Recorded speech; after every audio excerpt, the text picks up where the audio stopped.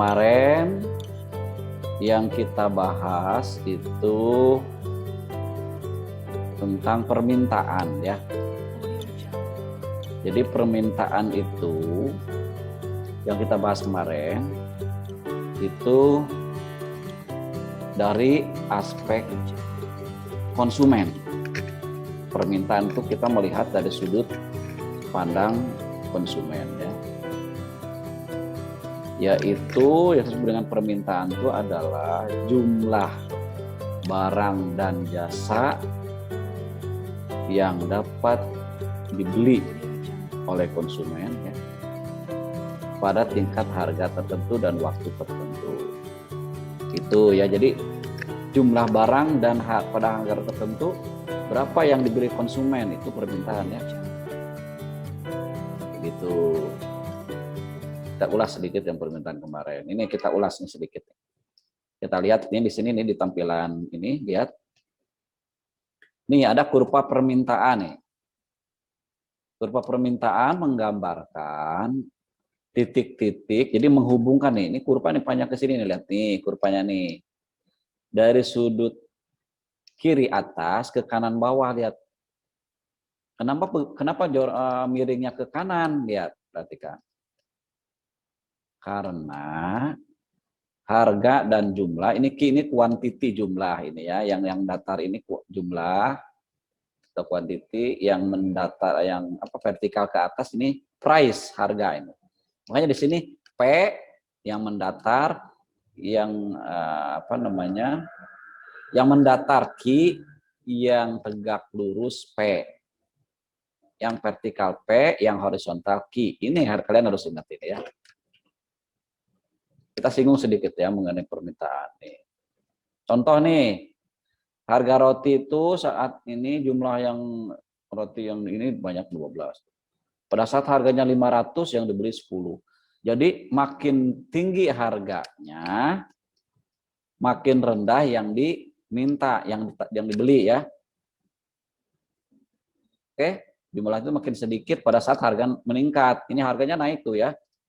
Dari 0, 500, 1000 terus sampai 3000. Sampai pada saat harganya 3000 gak ada yang beli, lihat tuh 0, terlalu mahal. Sehingga kurvanya begini. Karena saat harganya 3000 0 kan? Saat harganya 0 baru dia 12. Gitu ya, paham ya? Oh, ini Luis baru muncul, Luis. Oke. Paham kalian? Bisa melihat ini? Kita singgung permintaan dulu.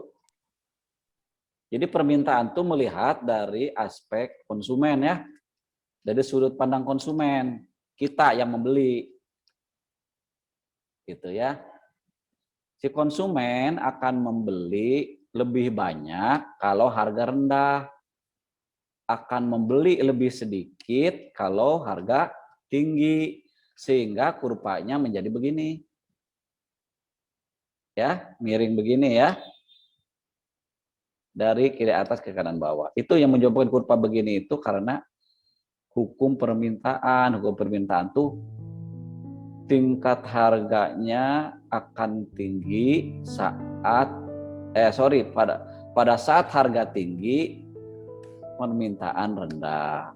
Saat harga rendah permintaan tinggi. Itu yang menyebabkan kurvanya begini. Oke ya, paham ya? Luis ya? Pagi Luis? Bisa dengar? Baru gabung tadi kan Luis ya? Halo Luis? Bisa dengar ya? Sehat Luis? Sehat. Sehat-sehat, oke bagus ya. Ini baru kita mulai ini. Kita singgung dulu ini permintaan. Jadi ingat kalau ditanya kalian tentang permintaan adalah jumlah barang dan jasa yang dapat dibeli oleh konsumen pada tingkat harga tertentu pada waktu tertentu. Itu permintaan itu. Jadi meminta sesuatu. Permintaan itu makanya ini. Contohnya nih lihat pada saat harganya tinggi, harganya rendah, lihat yang dimintanya banyak. Mengalami kenaikan harga turun kembali. Ini ya, sehingga begini kurvanya. Oke.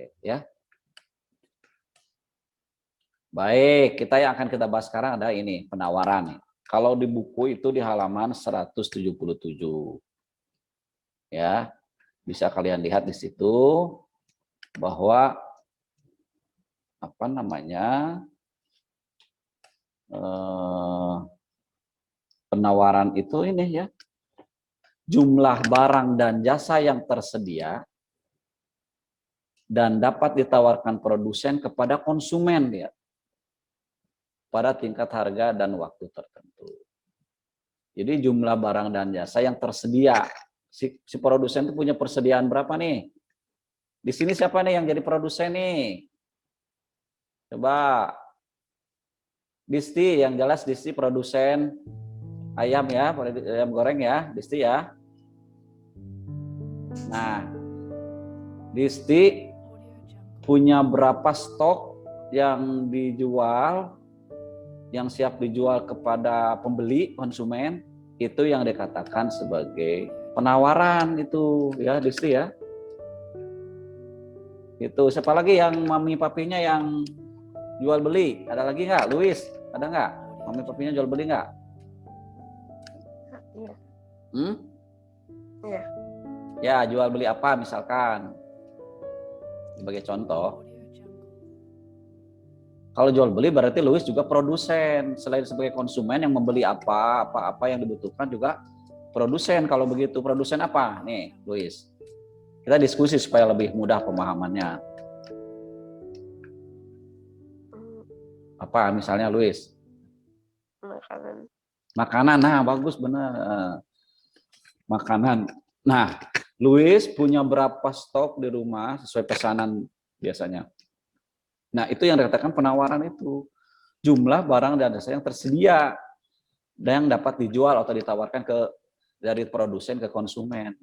Maminya Papi Luis itu produsen makanan.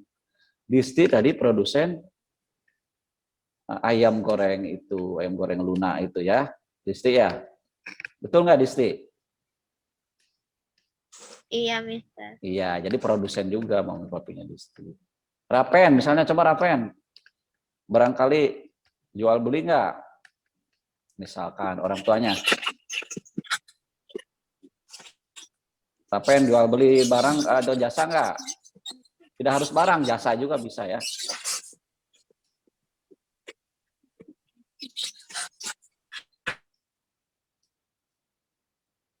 Suaranya atau mikrofonnya mungkin ya. Raven. Bisa dengar tapi ya Raven ya. Gitu. Misal, mami papinya juga barangkali. Mama dokter, Mister. Gimana?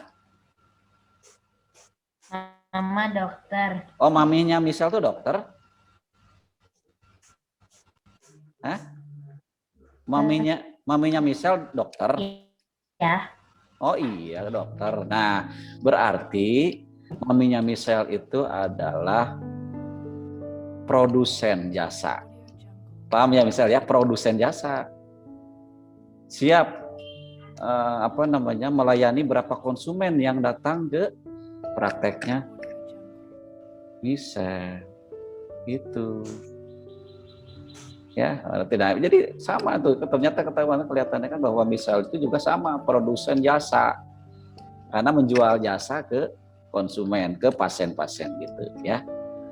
Gitu. Kalau Darren, mami papinya barangkali jual beli bisnis juga.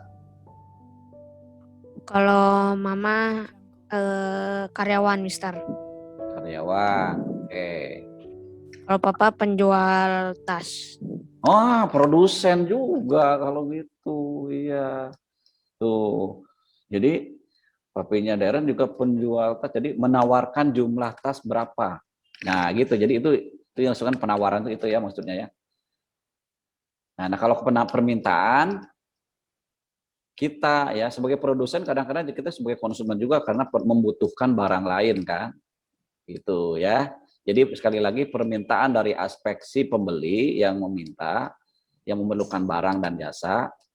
Kalau penawaran itu dilihat dari produsen, orang yang menyediakan barangnya gitu ya. Oke. Nah, kalau kalian baca di sini, nanti bisa lebih detail dibaca lagi lah sama kalian. Di sini Mister sudah buat resumonya, lihat nih. Bahwa faktor yang mempengaruhi penawaran itu, nih yang penawaran itu ada 7 nih disebutkan di sini. Yang pertama, kemajuan teknologi. Jadi faktor yang mempengaruhi itu sedikit banyak yang dijual oleh produsen, yang mempengaruhinya adalah ini nih, hal-hal ini ya. Yang pertama, kemajuan teknologi. Semakin tinggi teknologi, maka semakin banyak atau semakin sedikit yang bisa ditawarkan oleh produsen menurut kalian? Semakin maju nih teknologinya, semakin cepat, banyak, atau semakin sedikit yang dijual oleh produsen? Semakin banyak tentunya, betul nggak? Coba gini bandingkan sama kalian nih. Dulu membuat genteng, tahu genteng untuk atap rumah, tahu genteng? Tahu ya? Mister. Ya? Iya tahu kan? Ada yang Tahu, Mister. nah genteng itu dibuat dari apa? Ada yang dari apa namanya? Dari apa namanya? Dari tembok gitu ya, tembok yang dicetak. Ada juga dari tanah liat, zaman dulu itu yang banyak itu tanah liat. Kalian kalau tahu dari tanah liat, kalau zaman dulu sebelum teknologi maju itu orang tuh punya cetakan. Tanah liat dihaluskan dulu, dimasukin ke cetakan, sama orang pakai tangan dimasukin ke cetakan. Setelah tercetak, lepas, terus orang gitu ya buat manual. Masukkan ke cetakan, kalau udah terbentuk, simpan di pinggir, masih basah, nanti dijemur. Setelah dijemur, nanti dibakar. Kalau udah dibakar, baru siap dijual. Dalam bentuk genteng yang sudah keras. Paham ya kalian ya? Nah artinya sekarang, tapi setelah zaman sekarang itu, nggak perlu pakai tangan orang lagi, ada mesinnya. Jadi si tanah liat itu masukin aja ke mesin itu, keluar sudah dalam bentuk cetakan genteng. Lebih cepat mana? Ayo, pakai mesin atau pakai tangan manusia? Mesin. Mesin. Nah, jadi makin tinggi teknologi, semakin banyak yang dapat dijual oleh produsennya. Ya, jadi kemajuan teknologi yang semakin tinggi, maka jumlah penawarannya akan semakin banyak. Semakin rendah teknologinya yang dipakai, semakin sedikit yang jumlah yang dijual, yang ditawarkan oleh produsen. Jelas kalau ini teknologi ya, pengaruhnya jelas ya. Berikutnya coba ini apa namanya? Biaya produksi. Semakin tinggi biaya produksi, maka apa yang terjadi? Coba. Semakin mahal, Mister. Semakin mahal biaya produksi, maka biasanya yang ditawarkan semakin sedikit kalau biaya yang tinggi. Contoh begini, Darren tadi papinya jual tas ya misalkan ya, tapi ternyata ngambil dari pabriknya langsung, misalnya papinya Darren itu dari penjual besar di sana, ternyata dinaikin harganya oleh sana itu biaya, karena biaya produksinya tinggi. Maka yang dibeli, yang ditawar, yang dijual oleh papinya Darren semakin sedikit. Disti sama, Disti yang menjual apa namanya ayam goreng misalkan ya. Nah ternyata biayanya mahal, gasnya tuh naik 3 kali lipat gitu misalkan ya. Di sini misalkan Disti ya, ini contoh ya. Maka Disti juga akan mengurangi jumlah yang dijual karena biayanya tinggi tuh, biaya produksinya itu jadi tinggi gitu.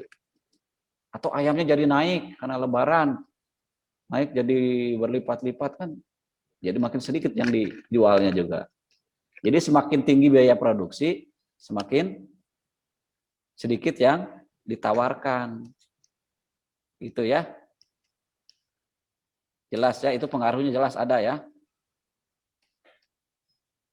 Jadi kalau biaya bahan bakunya untuk membuat barang itu tadi meningkat, maka semakin sedikit jumlah yang ditawarkan atau yang dijual. Yang ketiga, faktor yang mempengaruhi penawaran adalah persediaan sarana produksi. Nah, semakin tersedia sarana produksi, maka semakin banyak yang ditawarkan. Contoh, untuk memproduksi padi, perlu apa?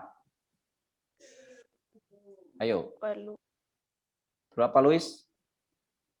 Pada saat menanam, untuk menanam padi perlu apa? Perlu sawah nggak? Perlu sawah ya? Perlu. Pertama perlu lahannya dulu, tersedia nggak? Sarana untuk menanamnya ada nggak gitu kan ya? Itu sawahnya dulu harus ada. Nah, asalnya dulu sawah tuh banyak di Indonesia tuh, di perkampungan tuh. Makin ke sini ternyata sawah tuh banyak dijual oleh petani untuk dibikin apa? Karena dijual ke industri-industri yang membuat pabrik. Sok lihat kalian ke kabupaten itu. Dulunya sawah dijual oleh petani dan dijadikan pabrik sawah itu. Artinya sarana produksinya makin berkurang untuk sawah ya. Ya, jadi makin tersedia makin banyak, tapi kok makin sedikit persediaan sarana produksinya makin sedikit yang ditawarkan. Tuh ya. Itu jelas ya, sarana produksi mempengaruhi ya. Berikutnya, faktor yang mempengaruhi itu adalah meningkatnya jumlah produsen, jelas itu. Di pasar asalnya yang jualan tuh hanya 100 orang. Ada lagi pengen ada yang jual lagi.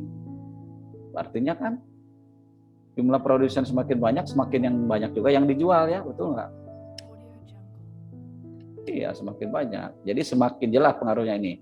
Semakin meningkatnya jumlah produsen, semakin tinggi maka akan meningkatkan jumlah barang yang ditawarkan. Ya, semakin banyak penjual kan, semakin banyak barangnya kan yang dijual. Oke. Berikutnya peristiwa alam nih. Peristiwa alam juga mempengaruhi. Contohnya begini nih peristiwa alam tuh. Bisa karena cuaca, itu peristiwa alam. Bisa juga karena bencana alam. Contoh,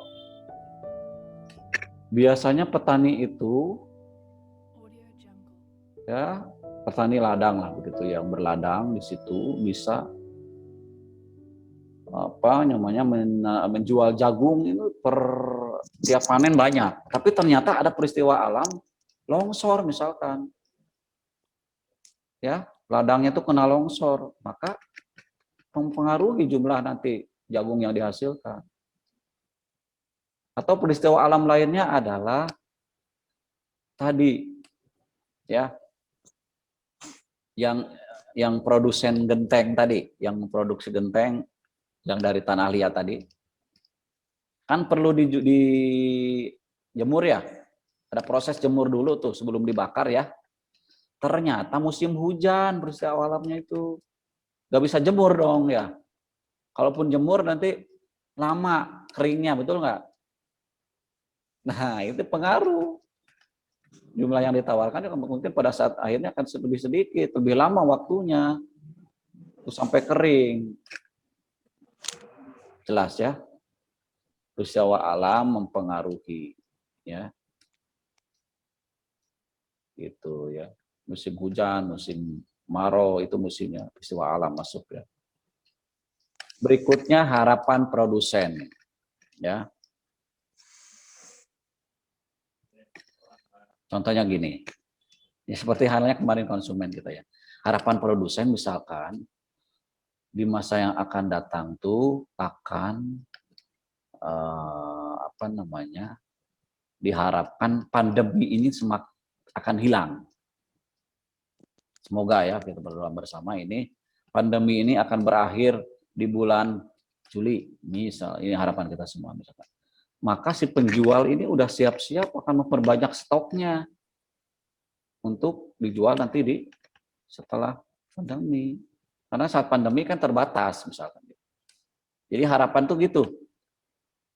Jadi ekspektasi atau perkiraan di masa depan bagaimana? Oh, semakin membaik nih ekonominya, maka produsen menyiapkan segalanya. Sebaliknya kalau produsen, aduh, di masa depannya ini kayaknya mah masih pandemi, jadi dia menahan dulu jumlah stoknya juga yang dijualnya ya, yang ditawarkannya. Ya itu ya disebut harapan begitu. Berikutnya yang nomor 7 itu faktor yang mempengaruhi penawaran adalah harga barang dan jasa lain. Ya. Kalau harga barang dan jasa lainnya misalnya contohnya adalah barang dan jasa lain itu adalah contohnya kalau barang lain itu antara kopi dengan teh. Ya. Ya. Pada saat harga kopi naik, konsumen biasanya beralih ke teh minumnya ya. Gitu ya. Cukup teh aja karena kopi naik misalkan. Maka produsen akan memperbanyak jumlah itu ya, jumlah tehnya yang dijual ya. Gitu ya. Atau gini, bisa juga sih produsen tuh supaya untungnya pengen banyak, harga kopi naik, ayo lagi naik nih, berlipat nanti keuntungannya, pada jual kopi semua. Makanya di sini banyak kafe-kafe yang jual kopi rata-rata di sini. Ya banyak sekali ya. Jual kopi, nama kafenya itu jual kopi semua rata-rata banyak. Karena permintaan banyak.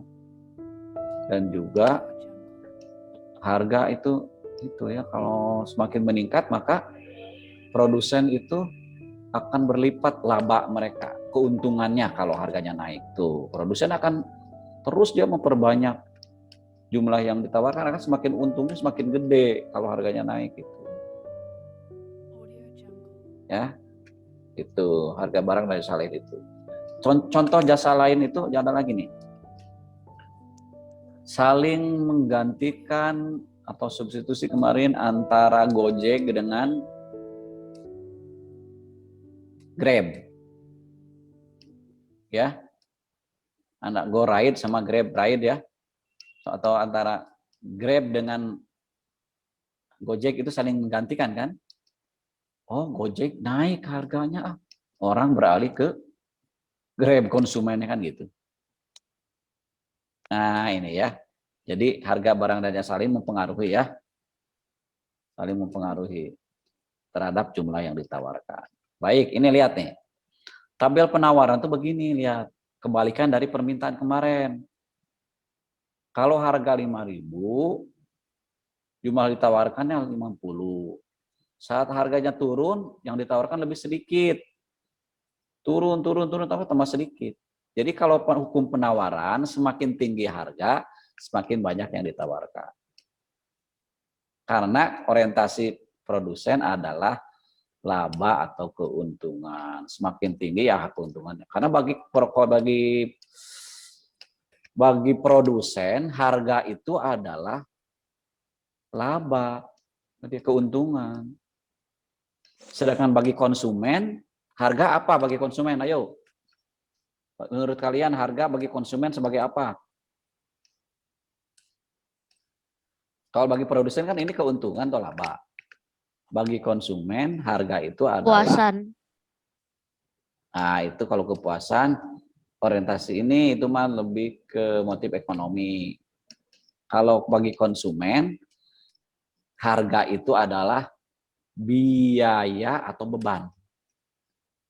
Biaya. So, misalkan kalian beli buku 2, kalian ngeluarin ongkos segitu kan? Ngeluarin uang segitu kan? Harga 5.000-an beli buku. Jadi kalian ngeluarin beli buku 2, harga 10.000-an, 5.000-an. Kalian mengeluarkan ongkos atau biaya sebesar 10.000. Jadi bagi konsumen, harga itu adalah beban atau biaya. Sedangkan bagi produsen, harga itu adalah laba atau keuntungan. Jadi kebalikannya, lihat makanya nih. Makanya tuh ya, jadi antara konsumen dengan produsen saling ini sampai ketemu titik harganya, ada tawar menawar di situ ya. Nah, kurva penawaran bagaimana? Nih kurva penawaran. Ya tuh. Kenapa? Karena semakin tinggi harganya tuh lihat, semakin banyak yang ditawarkan. Oke ya. Jadi ini P. Nah, sorry, bisa buat dulu ya. Nah, ini tuh P atau price, ingat ya. Kalau yang ini sama dengan kurva permintaan. Kalau ini apa yang ininya?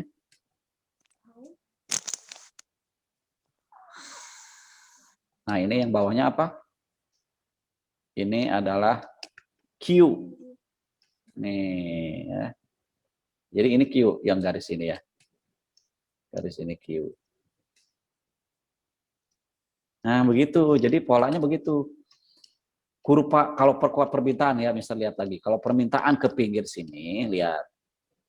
Karena semakin tinggi harga, semakin rendah yang dibeli. Kalau penawaran, kebalikannya ke sini. Ya, kebalikan dari permintaan. Kenapa? Karena semakin tinggi harga, semakin banyak yang dibelinya. Tuh ya.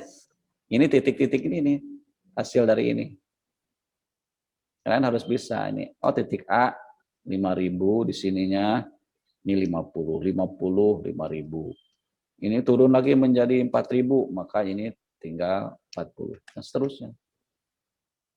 Itu ya penawaran. Nah, kalau pada saat digabung permintaan dan penawaran tercapai kan permintaan tadi, D itu demand permintaan ke sini ya. S itu supply penawaran.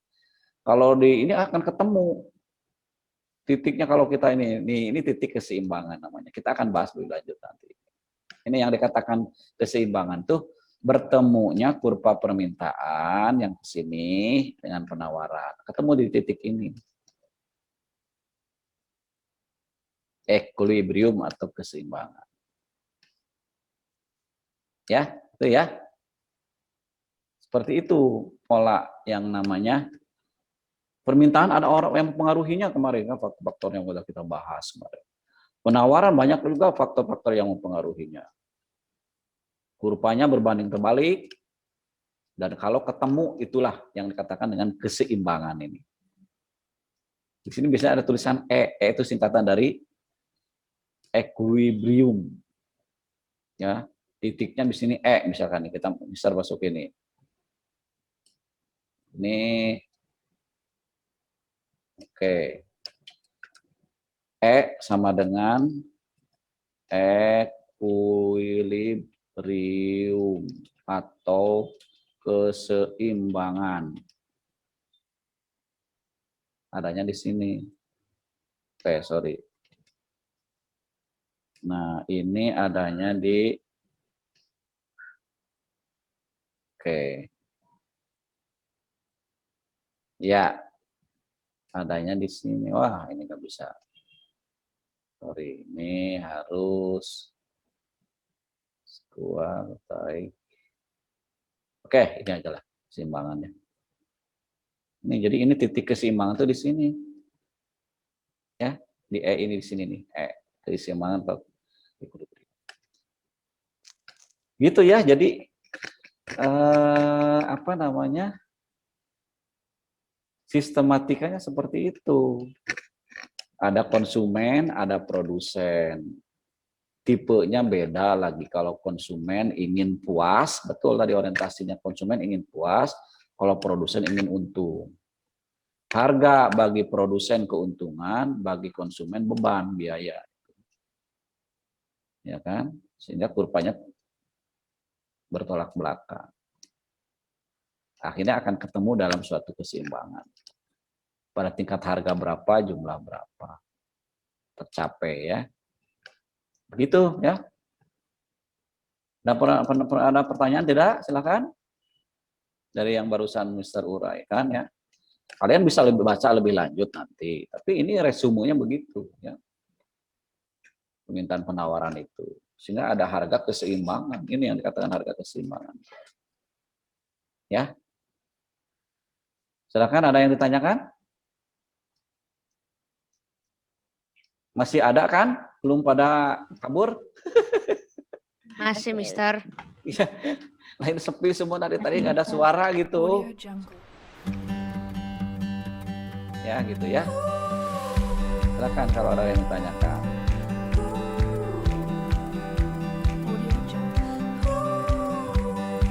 Oke, ada pertanyaan tidak? Nah, jadi hari ini yang dibahas ini saja ya, PS.